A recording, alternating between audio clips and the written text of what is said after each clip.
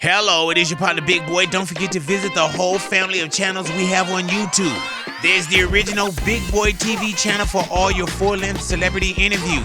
Then there's Big Boy's Neighborhood channel. We talk about exclusive interview moments in short form, artist performances, and even artist flashbacks from Big Boy Vault. There's also Big Boy Uncut channel. That's right, Big Boy Uncut channel, where we have even more raw conversations after the show. Subscribe to them all so you don't miss a moment of Big Boy. And you hear people, all them talking about, man, I wish he would have hit me. You would have did nothing to that dude. That dude was in love. You needed a pistol to get him off of you. Can't beat no man when his heart is bleeding, man. That's equivalent to a mother seeing her kid underneath a car. She'll lift it up. She has strength you have never seen. No, sir. I tell him long time, do not fight no dude that's in love. You better talk to him. Listen, bro.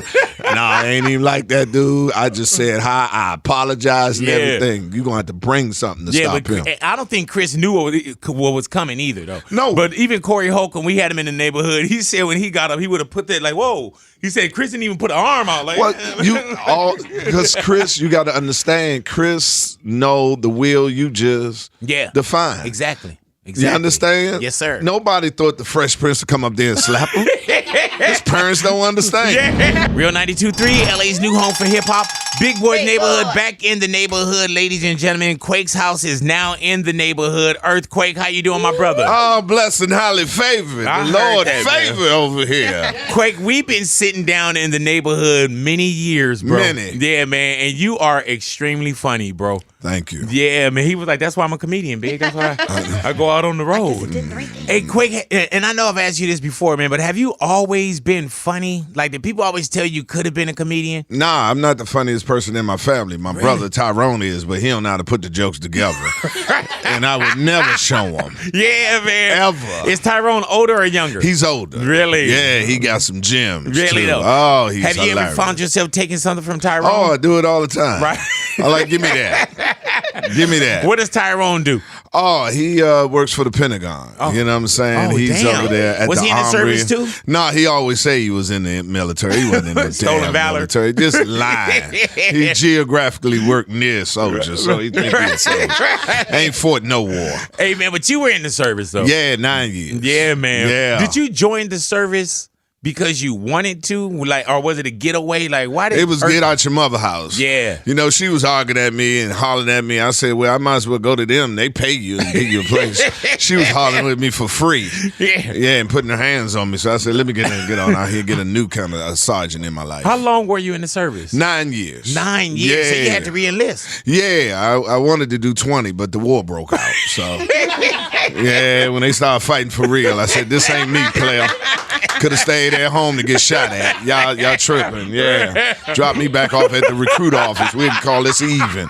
Take these gloves, this helmet, these boots, and all this, man. Yeah, man. Yeah, I was a terrible soldier. Man, so you were saying once that war came in, you were like, yeah, I ain't built for this. Man, they was real fighting for real, big. I said, no, we could practice all day long. I practice. Yeah, you actually, man, I ain't that soldier. Like I told a friend of mine on that World War II day of Normandy, you see them jump off the boat and running up the hill, and I would have been the one still on the boat, just sitting in the back. When they boat came back, I've been in the corner. They're like, why didn't you get off? Hey, man, ain't nobody saved me personally. Hey, man, definitely not front line. Oh, no, I'm in the back. Right. That's why I joined the Air Force. Drop the bombs off and come back to me. Yeah. You know what I mean? I stay back here with the fuel. You know what I mean? I load them up with the missiles and then bring the plane back man, up. Speaking of missiles, man, and we talked about this before. Quake, can you tell them about the nuclear bomb? Oh, yeah, because I loaded nuclear weapons in the military. So I was going to be an air traffic controller, but it said take 8 months to go to school. I said, what you got that get me out of here today? Load nuclear weapons. I said, I'll take that job. What time I got to be here? They said 9 o'clock tomorrow. tomorrow morning. Give it to me. So I was in Boxdale, Louisiana, and this was back in the time when Luke was Luke, you know, where he had 250,000 beautiful women. Oh, yeah, Two Live Crew. Hello. Yeah, they had the 2 Live. This when they first came out. Yeah, You man. ain't know nothing about this. Yeah, man. And they advertised it. I told my sergeant, I said, listen here, man, I'm getting off this Friday. I put it in. He said, you good, and good. So come Thursday, as they usually do, the United States government, you can't depend on nothing they tell you.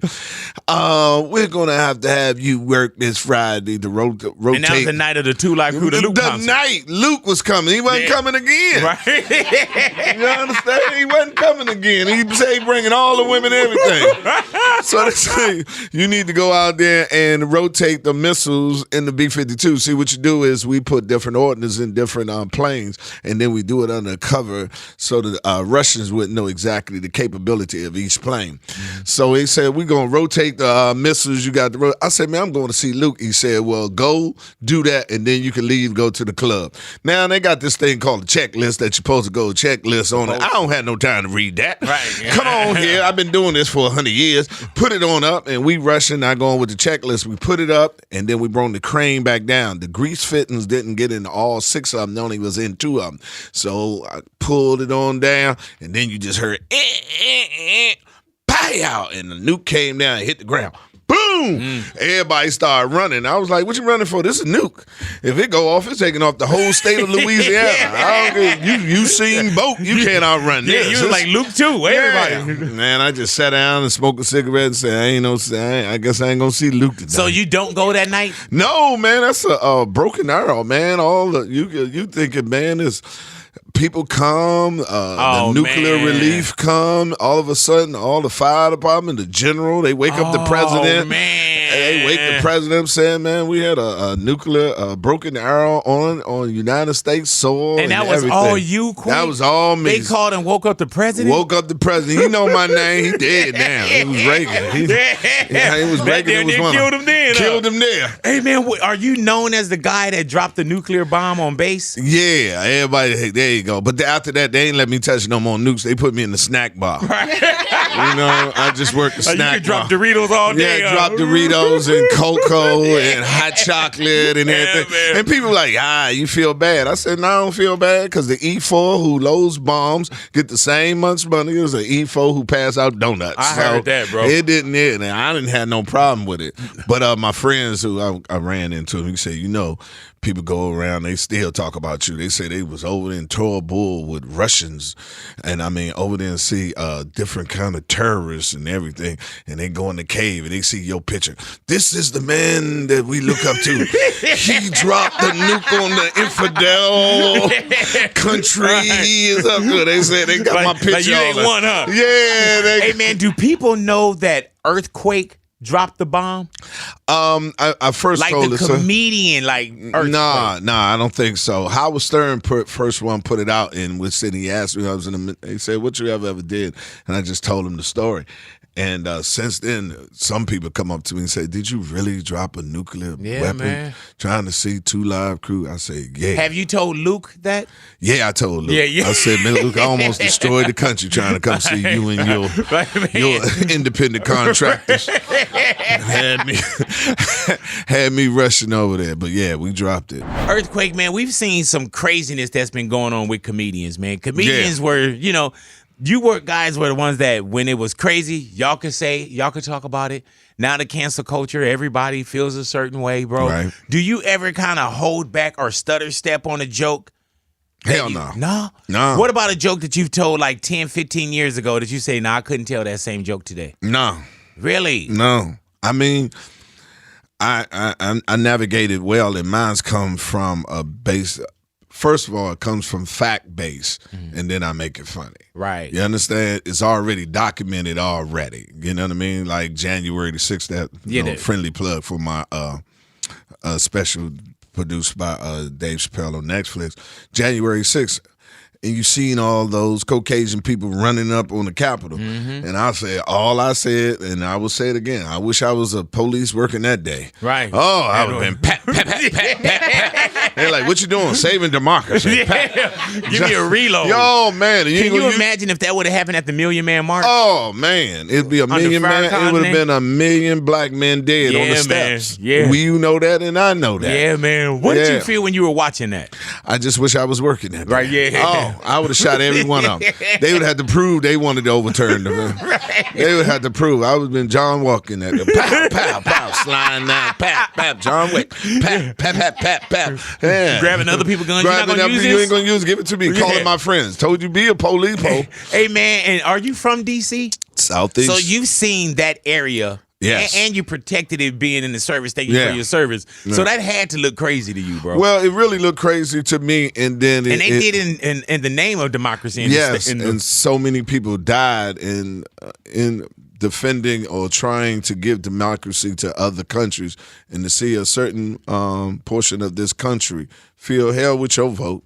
You understand? This is who we want, and your vote don't count. And that's all it was. It was like, certain people, you just should be happy to be in this country, and certain people in this person dictate what's going to happen in this country. Yeah, man. And we just going to tell you, like, here, this is how we want it. That's why you hear us say, make back America great again. And I asked all my white friends, when was that? Right. Because I bet you whatever day you pick, my people was catching hell. Yeah, make America great again. So you sit here talking about make it great again.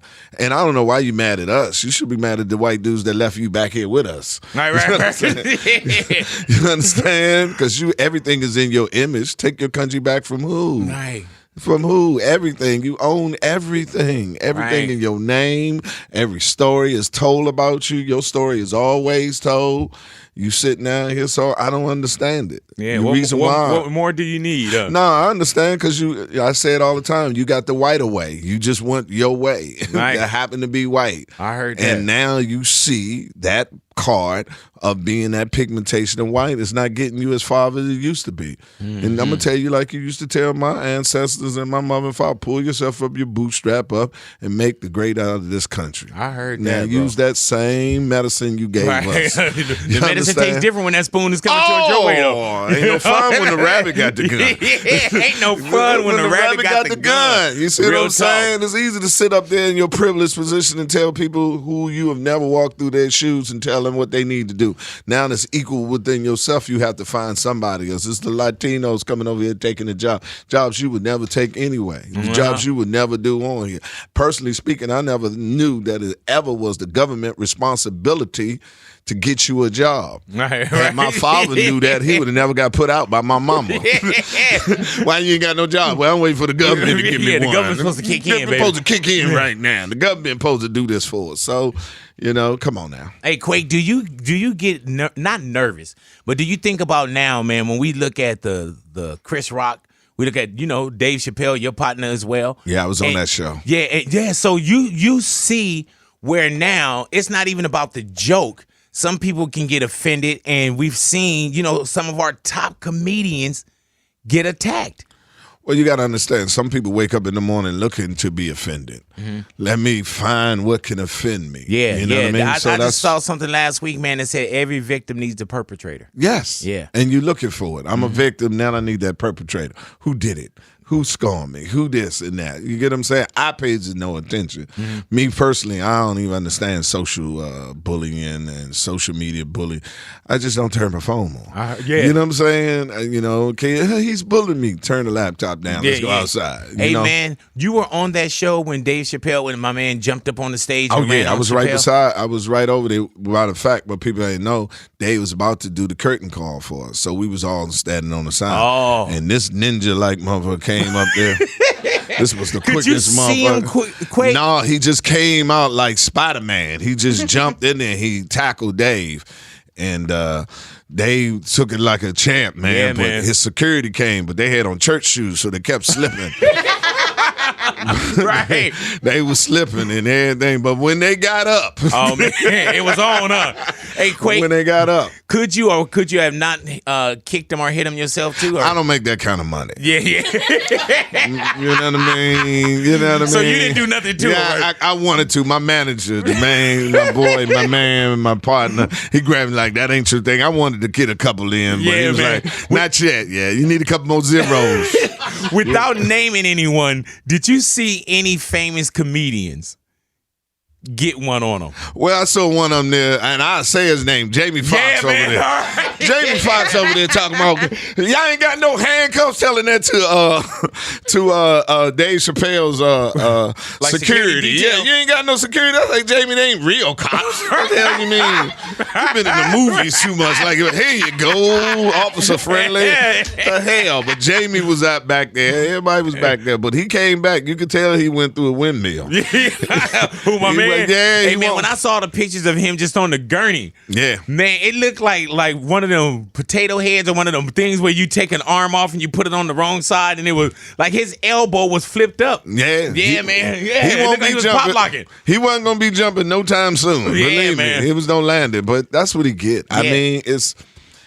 Some people just want to be offended. I tell them, don't run on the stage with me because I'm from Africa, and that's why that stand, I keep it up there because that's a spear. Yeah. Now, you come up here, I'm going to show you I know how to use a spear. Really? Have you ever had any incident, Quake? Not to that, but you have rowdy people that continue on, and I just tell them, come on, man. I don't need no sidekick. I don't have no traveling monkey. Right. But if you want to come on up here, it's going to be hard for you to attack me with this mic stand in your liver. Yeah. Because I'm going to jab it in you like I'm from Wanda Carter. And I'm going to hit you with it each time. Hey, man, when you saw Chris Rock and Will Smith, I saw it in real time. Mm-hmm. You know, I'm watching the Oscars because I wanted to see Will get his moment. You know what I'm saying? And Will, I love Will. Will changed my life. Will was one of the people that, talked to me about my severe morbid obesity. Right. I did a weight loss challenge with him. That made me get into health. And then I did my gastro bypass. So I love him. When I saw that moment, I was like, man, we were waiting so long for this. And then we seen something that happened that kind of took away a lot. You know what I'm saying? So as a comedian and knowing both parties, what did you feel about that? I mean, I felt for him. I said it before, I say it again. All that Will, two things can be true at the same time. Will is a great man, but it shows what happened when you love a woman who don't love you. And everything else does not matter. The strength of a woman's love that you're trying to capture that doesn't, you feel you have to keep applying and to win her love. All your accolades don't matter. All the accomplishment, all the gifts you give her do not matter when you're not that dude. And you constantly trying to prove to her and win her affection, and you don't have a chance. Right. And that what happened. It was the biggest night he's been preparing for his whole career to become an Oscar winner, not as a supporting actor, as a lead actor. And none of that didn't matter when Mama wasn't happy. Right. You understand? Many brothers are in jail or dead over the love of their women. And you've seen it at the club. You speak to the wrong woman and her man's there and he has that insecurity on that point, he'll kill everybody in that club over her. And you hear people, all them talking about, man, I wish he would have hit me. You would have did nothing to that dude. That dude was in love. You needed a pistol to get him off of you. Can't beat no man when his heart is bleeding, man. That's equivalent to a mother seeing her kid underneath her car. She'll lift it up. She has strength you have never seen. No, sir. I tell them long time, do not fight no dude that's in love. You better talk to him. Listen, bro. Nah, I ain't even like that dude. I just said hi. I apologize and everything. You're going to have to bring something to stop him. I don't think Chris knew what was coming either, though. No. But even Corey Holcomb, we had him in the neighborhood. He said when he got up, he would have put that like, whoa. He said Chris didn't even put an arm out. Like, because Chris, you got to understand, Chris know the will you just defined. Exactly. You understand? Yes, sir. Nobody thought the Fresh Prince would come up there and slap him. His parents don't understand. You know what I'm saying? You know what I'm saying? That's like little black girl didn't know the Sesame Street. He's not gonna speak to me. The Cookie Monster. The Cookie Monster don't want to talk to me. Yeah. You understand? So you don't see it. But in defense of the Cookie Monster, I know he said, y'all can go to hell. You understand? Right. I'm a grown-ass man in a costume. I'm tired of these damn children, all right? You understand? It just wasn't that day. Listen, man, you have bad days. You don't even want to talk to your own children sometimes. Now you mad at me because a Cookie Monster, if there's somebody else say Cookie Monster one more damn time right here. Jeff today, damn it. Jeff. Right. You understand? I'm walking around in here, it's 900 degrees in this hot ass, all this fur and everywhere. Think about all his friends that made it. All the friends that got real jobs in air conditioning. I got this heavy head on and a Cookie Monster and hugging kids. Somebody worked for 8 hours yesterday. Yeah, 8 hours. I can't even get a break. And why would you have your kids at the end of the parade? I'm about to get off. It is 4:01. I get out of this at 4:01. Your kid at the end at 4 o'clock and want me to hug him and everything. You should have brung him down at the end. I'm out of here. 2:30? Yeah, 2. Couldn't you been here at 2? Been had this on since 7 o'clock. It is 4 o'clock and you got these little badass kids up here. Cookie Monster. Cookie Monster. I'm going to get this head off, have me a shot, smoke me a blunt. It's bad enough. I'm a grown ass man being a Cookie Monster and y'all going to get mad at me because I ain't hug your kids. Y'all can go to hell. Yeah, that's how like, fuck you, Jeff. Yeah, hell with you, Jeff. And Sesame Street, like, y'all get mad at us. Don't nobody want this job now. Right. You understand how hard it is? We had to get somebody to get in this uniform. Oh, man. So, yeah. So, yeah. There it is right there. I feel them. So, yeah. Earthquake in the neighborhood. Y'all stick around y'all radios. Big Boy's Neighborhood. Big Boy's Neighborhood. Your big interview. Earthquake is back in the neighborhood, man. Quake, would you get married again? Yes, I am. Wow. Yeah, bro. Man, I remember interviews past. You were like, Nah, but never. Yeah. Never. But no, I found her. She is it. And yeah, that's my baby. Why? Shout out to you, boo. Yeah. Why is she it? Oh, she's everything. I always knew what she is and what I wanted. I just didn't know who she was. And then the two came together. Everything that I was looking for actually was in a person. Right. Did you know her before and you came around? Yeah, I knew her before. And then, I had a lot of time during the pandemic. And it just kicked from that point on. You know, you go through your phone, like, what's up? And you see a person, you're like, damn, whatever happened to me and you? And you hit that old, what's up, big head? Yeah, man. You understand? What's up, big head? What's up, big head? You know what I mean? And she was like, what's up, gray sweatpants? Yeah, exactly. What's up, gray sweatpants? And so we just started kicking. And the beautiful thing about it, it gave me a time to get to know her and her to get to know me with no outside distraction because I wasn't going nowhere during the pandemic that much. And so it was great. And it's been great ever since. Hey, man, so the pandemic didn't, because you're out on the road, that's how you make your living, you enjoy doing it. The pandemic didn't knock you down where... so you found her. Oh, listen, I found her, and I was working at the same time because I do a lot of red states. Right. They was against the mask. I was in Dallas one time. They had 550 people. I said, I know this ain't legal. Right. And this when we were doing like a third of the club. Yeah, everybody else was closed down. But Alabama, you couldn't tell it was nothing going on. I said, do y'all get the news? Because this is wrong. Hey, man. But I take this money because I need it. You understand? But this is wrong. Wasn't no distance, social distance and nothing. They had the whole 450 people in that junk. Hey, man, have you caught COVID or how many times have you? I had, man, I got away. I see, this is what it is. I have to stay in my lane. I went through the whole time touring, going to states that ain't have no restriction and everything. Got my special on Netflix, went to the Netflix brunch with all them rich people and caught it. Damn. So when you were with 550 people in with no health Texas care. and Alabama. With no health care, no dental insurance. You go to the billionaire brunch. Billionaire brunch and catch it. Damn. Yes. Really though? Yeah. How long ago was that? You only had it once? Ooh, I only had it once. Yeah. That was about 5 months ago. Oh, okay. I just caught it. Did it hit you hard? Nah, not at all. Yeah. Nah, not at all. I have a very strong immune system. Thank God. Knock on I that. mean, be going to You almost lost your breath right there. You sure? No. Right. I was putting that. I really want that blessing to go. Thank you, Jesus. Yeah. But no, I have a strong immune system. But I escaped it without it. Yeah, man. And finally went to the brunch, and Pyong got us. Man, just when you had another come up. As soon as I came up. Like, man, I got a Netflix special. Yeah, and it's hot and everything. And I'm looking and everything, getting all the congratulatory, everybody, well, we love you special, all these people. And then next thing I know, hot shoe. Yeah. I caught the goddamn hot shoe. Yeah. You understand? I remember Dave Chappelle, he was like, yeah, we test all these people, we did this. He said, then I caught it. Yeah. I felt dirty. Yeah.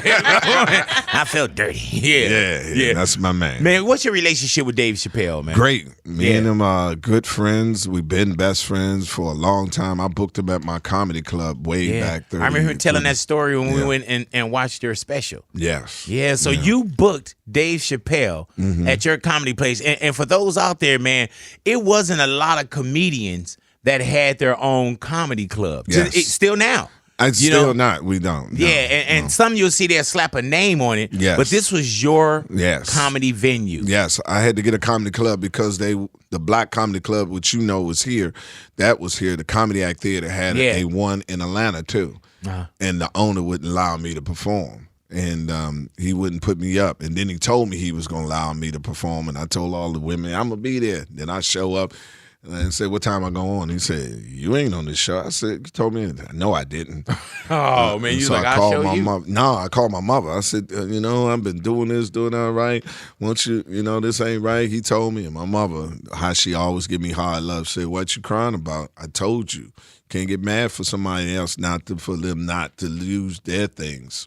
Use their things. Let you use their things. You either get your own or do without. Mm-hmm. And I was like, damn, that ain't a good speech. Yeah.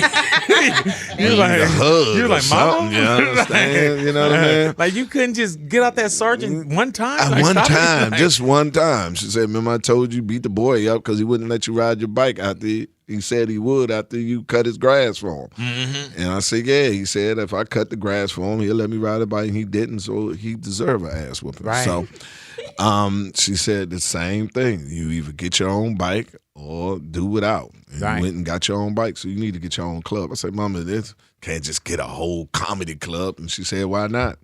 Then I said, why not? And that's what I did. I heard that. What comedians were coming through? Yeah, man. This is when Chris Tucker just started, Steve and everything. Our club was so successful that we closed down theirs. Damn. Yeah, hello. We closed down there. You got to understand, I was down there in Atlanta when Goody Mob, all them just started, TLC just started, Luda was on the radio like you are. Yeah, man, and it Chris was Lover hot. Lover. Chris Lover, he was that, and it was hot, and I'm from D.C., and I'm like, look at this, it was and it was like Harlem Nights, man, because you could go like 7 in the morning and party. You had Magic City. You go to strip club.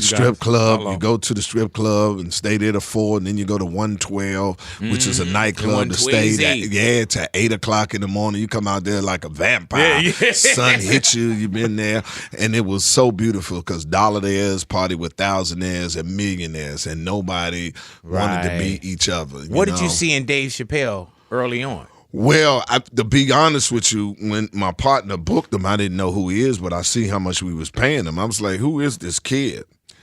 And he said, he's Dave Chappelle. You need to see who he is. I said, all right, I'm going to take him on the press run. You don't need to do it because I want to see who this dude is we paying all this money to at the time. So I came to pick him up to take him on the run to the radio and pick him up. I said, you smoke? He said, yeah, I smoke. So I rolled up a blunt, said, here you go. I said, we're going to the radio and this and that. So I saw him, and he wasn't doing radio as like we do. I'm like, all right, he still ain't seen nothing. But I was hosting our first show, and I'm emceeing, and I sat back in the back and said, let me see what he did. And the first joke is the brilliantest joke I ever heard Dave ever do. How did they come up with the N-word? White folks. How did they come up? He said, I bet it was a big, they had a big conference and a town meeting. We need to call these slaves, these black people something derogatory. And they was like, ooh. And the first one said, all right, you, Ralph, what you got? Let's call them no-gooders. No-gooders, I don't know. Put it in the sentence. Get off of my porch, you no gooder. No, that one don't roll off the tongue. Ooh, next, Jim, get off of here, you black bastard. Oh, that was a good one, but no, that ain't good. Oh, you Billy Bob. Nigger. He said it went all the way through. Nigger. Oh, the possibilities of it. It's tremendous. Oh, get off my porch, you nigger. Oh, look how it rolls off your tongue. Oh, you can put it off here. Back off of me, you nigger. Oh, Lord.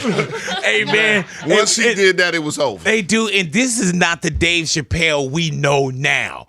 You know what I'm saying? It's like now Dave, he's just funny. He get on stage and it's like people just start to laugh. Back then, you had to see something that was like, okay, he got it. You got to understand the basis. That's the brilliance of greatness. Excuse me, in my humble opinion, when you could take a factual thing, make it funny, and then say, damn, how did they come up with the word? Right. How did they just come up with the word? Did they really have a town meeting and say we're submitting names that's derogatory that we can sit down? And that's the brilliance of it. And saying once I saw him do that, I just said, there he is. He is. But how many years ago is that, Quake? Ooh, about 27, 28. Damn near 30 years. Yeah, damn near 30 years. He came into my club. And people don't understand. Dave Chappelle is our LeBron James. He has always been the chosen one from day one. Right. You know, he was young and into it, so they was all for Dave, you know, and it was a beautiful thing, man. But he told me when I told him about it, he was like, yeah, that was the first time I ever did that joke, and I did it at your club. And I said, once I saw you do that joke, right then and there, I knew you was the king. Hey, man, when you look at this picture right here, with Dave hugging you, man, like this is a night of success as well. True. What does that come? What feeling do you have when you look at this, bro? Well, I try to say this, and I mean it, and I'm really speaking to all comedians. Only different from all comedians that are great and that's our business is just an opportunity. They got an opportunity and they cashed in on it, which opened up other opportunities. And what I knew when he called me and said he wanted to produce my special, I knew it was a career-defining move, and it was an opportunity that I had to cash in on. I heard that. And, you know, that was always on my mind. And it came at the right time. Yes. Did you ever think like, man, like this dude got on my stage, you know, Did you ever feel like he owed you something? Why this happened 10 years ago, 20 years ago, 5, you know? No and yes. Right. Especially when you see him getting on, like, man, what the hell? Yeah, no, it's hard because you sit back and you want to tell them, come on, man, you know the only difference between all of us is what I said previously before. You got an opportunity and you cashed in and it gave you more opportunity.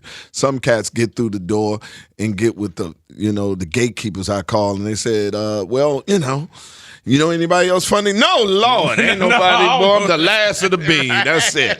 Yeah. And then some cats get through the door and give opportunities with people that they know have no chance. Right. To be where they're at. Yeah. So they say, I'm helping out somebody. Yeah, but they know that they not. They know. They protecting the shine. They protecting it. They help the man on the 1 yard line on the other end of the end zone. Right. They never help a person such as me who's in the red zone who's just trying to break into the goal line. Yeah, man. You see what I'm saying? Yeah. Dave was different. Dave say, I know. I'm going to bring you here and bring us in here because you're a legend, because I know legends because I'm one. Right. And I'm going to allow them to know exactly. Right. Very few do that. And you know what I'm saying? You're not taking nothing away from him. Yeah, and you ain't taking up. Your rise does not impede or kill my shine because it's subjective. What we do in comedy is subjective. What's funny to you may not be funny to me. Mm-hmm. And people ask me all the time, like, Quake, you funny than all these dudes. Why you ain't got no TV shows, no movies? I say, ain't like I turned it down. Right. The people who I administer my comedy to, which is black people, minorities, and rest of, don't own TV stations, don't own movie studios. Right. The ones that they perform in front of have the ability to change their career because that's where they're. They're in the Comedy Store. Right. They're in the Improv. Right. I'm down there at 183 The Shack. Right. You understand? I'm in Macon, Georgia with 4,000 people, and they're great. They great audience and everything, but then nobody in there have no influence on ABC. Right. They have no influence on Warner Brothers. So I come back, they love me, but it moves no record still here in Los Angeles. I hear you. I need somebody to facilitate. I need somebody to be in that room to say, hey, man, this and this. And somebody say, well, what about Earthquake? Yeah. Did it ever get frustrating to you, Quake? No, because I knew I was just as good as they are. Right. And eventually you got to get to the E's. Right. You got to call it E. You know what I mean? You know, it's like in the waiting area of DMV. You call E1 and you just sit there and wait until your turn until you see your name on the board. You understand? And you can get frustrated when you say W2W. Right. How you skip the E? You get what I'm saying? Hell yeah. Hell B, man. you know, I understand B4, B5, B come before E. Yeah, but W? W? God damn, I've been sitting here for 30 years. W? I just seen him walk through the door. Yeah, man, he got on to the window quick. Got to the window because the person at the window knew him. Yeah. Come on through. Knew him. Come on over here. I said, they told call you were another coming. W in here. I'm killing everybody up in here. Call another W. Yeah, man. Call another W. You explained that very well. You see what I'm saying? Yes, so sir. you have to be patient with it and sit there and hope that they finally get to the E's. And now they finally got to the E's. Man, I love it, man. So I'm at the window. I was so honored when you invited me, and it was a small crowd of people that you invited that night to just watch the special. Yes. You know, and just to be a part of that, you know, because you're extremely funny to me, bro. Like, yes, you've been a fan for man, bro. I'm a fan first. Remember University Amphitheater? You was my running God, up bro. and down the Hey, man, you had me out my seat. Yes. And I mean, like, literally crying, bro. Like, I couldn't sit down. People probably thought I was Def Comedy jamming and I was doing too much. But I was like, bro, this dude is killing me right now. Yes. Man, always a pleasure, man. We got Earthquake in the neighborhood. Y'all stick around, y'all radios, Big Boy's neighborhood. Earthquake, man, Roe v. Wade. Yes. You know, you get on stage, you tell jokes, but it's highly intelligent jokes. You have your finger on the pulse, my brother. What did you feel about that? Well, you'll hear this on my show this weekend. I feel everything about the women that going through, but you know who really breaks my heart? Who's that? Was the dude who finally talked this woman into having that procedure and went down there and it was closed. It was now illegal, right? He had an appointment that Saturday. Right. And he went down there and said closed. In Mississippi. What do you mean closed? When you open? We ain't open. What? What you mean closed? Right, this is closed. Closed. He's sitting down there. She talking about this. This is a sign from God. Nah, this is a sign. We got to move. Procrastination. You should have left 3 weeks ago when I gave you the money. Man. That's what this is a sign How of. do you make that a joke? You know what I'm saying? Did. Because I know. and that's what we see from comedy, man. We were able, I would see comedians take some of the worst and say, okay, well, let me turn this over. Still have that same emotional connection to it, but still be able to turn it over. You know what I'm saying? Because we have a third eye. Mm-hmm. You know, we see things on it and we see it from a position of funny. Everything, even tragedy, as they say, drama is action.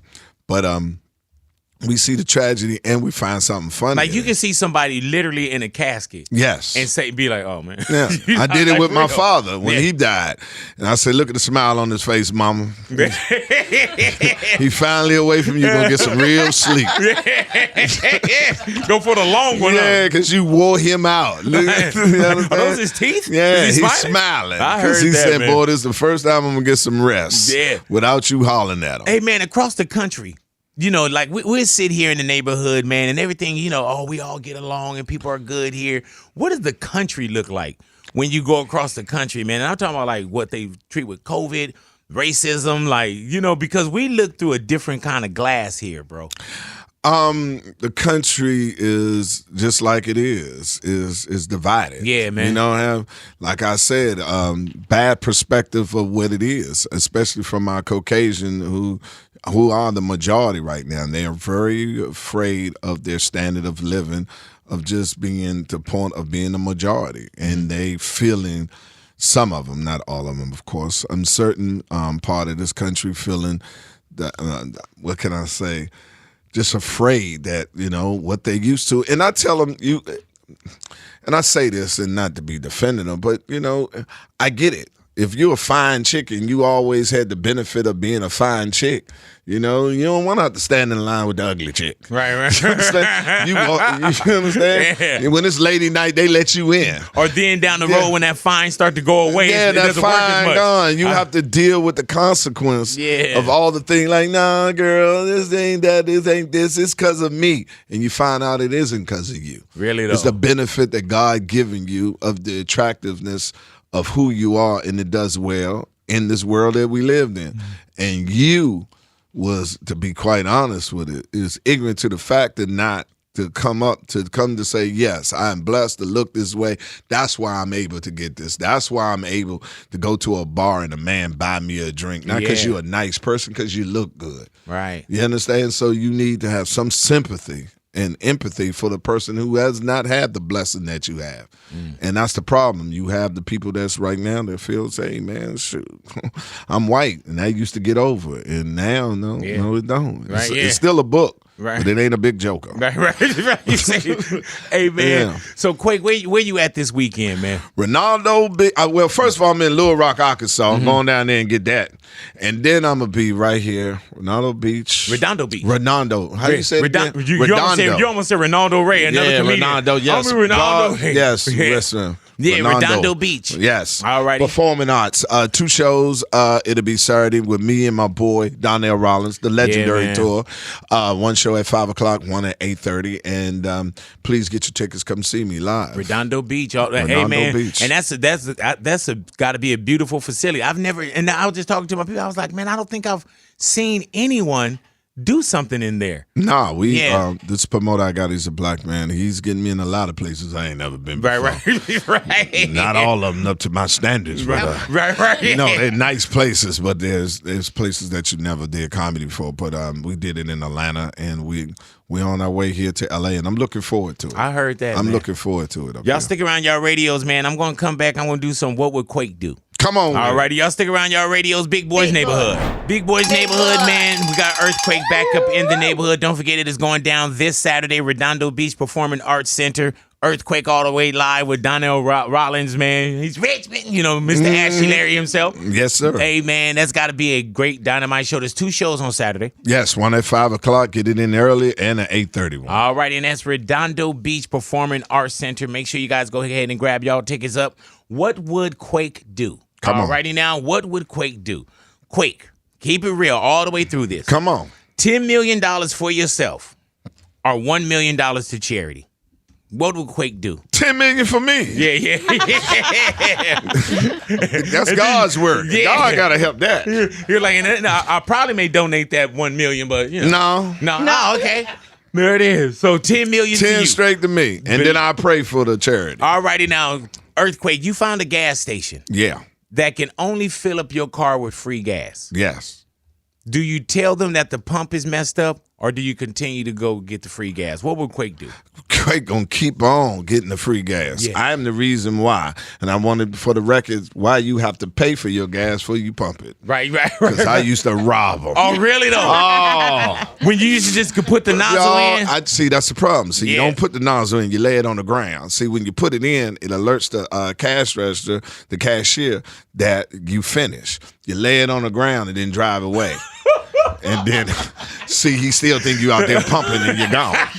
Come on, player. I was the one turned it around. I was the one. So this is before they did all the paper. Yeah, I'm the one that had to pay first. First they try to say, put up there the police, everything. If you do this, you're going to jail, lose your license. That didn't scare old player like me. Catch me if you can, Lucky Charm. I put it down. And so what to do is when you put it back in, it alerts them to look out there and see it, and then he make eye contact. If you ever know, you put it in your ear, you're like, hey, I see.